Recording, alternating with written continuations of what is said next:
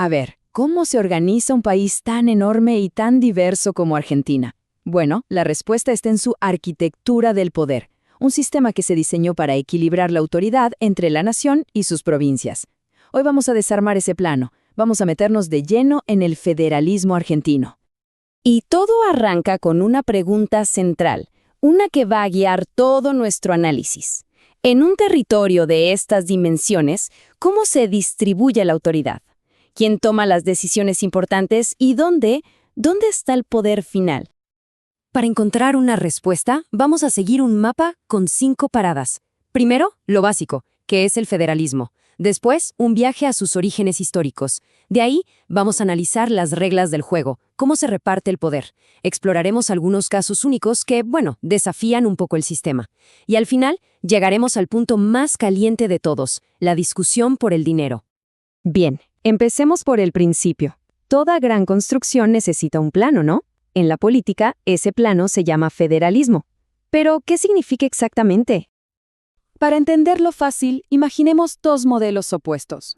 Por un lado, tenés el Estado unitario, donde todo el poder, pero todo, sale de un único centro. Y por otro, el Estado federal, que es el modelo que eligió Argentina. Acá la cosa es distinta. El poder no se concentra, sino que se reparte. Se divide entre un gobierno nacional y las provincias, que son entidades con autonomía y con su propio poder político. Ahora, ojo, que Argentina sea un país federal no es ninguna casualidad.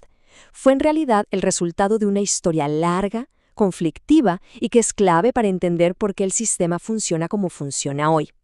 Pensemos que desde la época de la colonia, las distancias enormes hicieron que las ciudades se manejaran casi solas. Después de la independencia, esa tensión explotó. Y explotó en una guerra civil entre 2 bandos. Los unitarios, que querían un poder central fuerte en Buenos Aires, y los federales, que defendían a muerte la autonomía de cada provincia. La solución a todo ese lío fueron los famosos pactos preexistentes, acuerdos entre provincias que terminaron siendo la base, la piedra fundamental de la Constitución de 1853. O sea, y esto es claro, fueron las provincias las que crearon la nación, y no al revés. Bueno, ya que tenemos claro el origen, es hora de meternos en la maquinaria. La relación entre la nación y las provincias se basa en 3 principios, que son los que definen todo el equilibrio de poder. La primera regla es la subordinación. ¿Qué significa esto? Simple. Establece una jerarquía. Arriba de todo está la Constitución Nacional.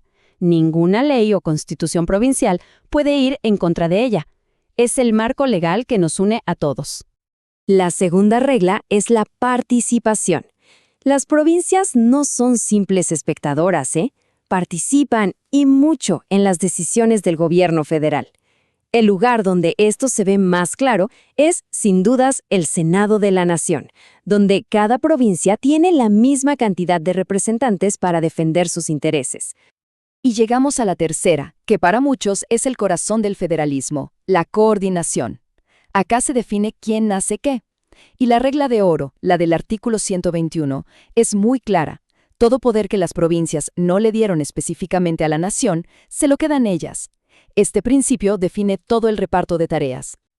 A ver, ahora la cosa se pone más interesante, porque el poder no se reparte en un simple esto es para vos, esto para mí. No, es más complejo.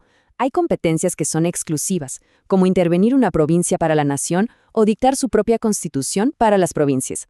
Hay otras que son concurrentes, donde ambos gobiernos pueden meterse, como fomentar el desarrollo, y después están las excepcionales, que son poderes que cambian de manos si hay una crisis. Y por último, las compartidas, que sí o sí necesitan un acuerdo, como vamos a ver con la coparticipación. Pero, como en toda gran construcción, el sistema no es perfecto, no es del todo simétrico. Hay algunos actores que no encajan bien en el molde de nación contra provincia. Veamos estos casos especiales que ponen a prueba la estructura. Empecemos con los municipios. Durante muchísimo tiempo se los vería como simples extensiones de las provincias, entidades que podían administrarse, sí, pero sin poder político real. Eran autárquicos, pero no autónomos. Pero todo esto cambió de golpe en 1989. Un fallo histórico de la Corte Suprema, el caso Revademar, dijo algo revolucionario, que los municipios son, por naturaleza, autónomos. Fue un antes y un después. La justicia, con una sola decisión, redibujó el mapa del poder en Argentina. Y esta nueva idea no quedó solo en un fallo, se grabó en piedra en la Reforma Constitucional del 94. El artículo 123 cerró el debate para siempre y le garantizó la autonomía a los municipios en la propia Constitución. Esto le dio un poder enorme al tercer nivel de gobierno del país.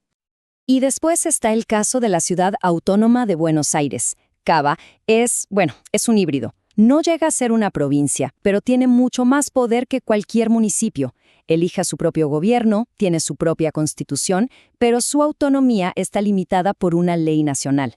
Es una figura única y su estatus sigue generando debates y peleas legales todo el tiempo. Y así llegamos al último capítulo, al más conflictivo, al que mantiene en tensión constante a todo el edificio federal, la discusión por la plata. El sistema se llama coparticipación federal. Puesto en criollo, la nación junta la mayor parte de la torta de impuestos y después reparte las porciones a las provincias. Es, básicamente, el sistema circulatorio que le da vida financiera al federalismo argentino, y de él depende la salud económica de casi todas las provincias. Y acá es donde la arquitectura muestra su grieta más grande. En el 94, la Constitución ordenó crear una nueva ley de coparticipación, una que fuera más justa, más clara, y hasta le puso una fecha límite, fines de 1996. Pero bueno, esa fecha llegó y pasó. 29. Ya pasaron 29 años desde que se venció ese plazo constitucional. Pensemos un segundo en lo que eso significa. La principal herramienta financiera del federalismo funciona sobre un mandato de la Constitución que está incumplido. Y las consecuencias son enormes. Genera una dependencia fiscal crónica de las provincias y convierte el envío de fondos en una herramienta de negociación política constante. Entonces, para cerrar la idea, Argentina tiene un plano bien definido, una arquitectura clara para repartir el poder político y territorial.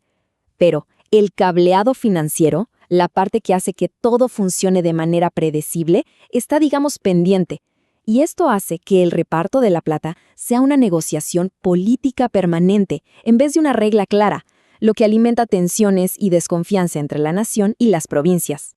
Y esto nos deja con una pregunta flotando en el aire, una pregunta fundamental.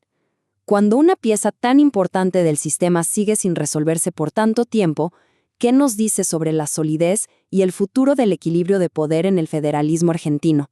¿La respuesta? La verdad, sigue escribiéndose día a día.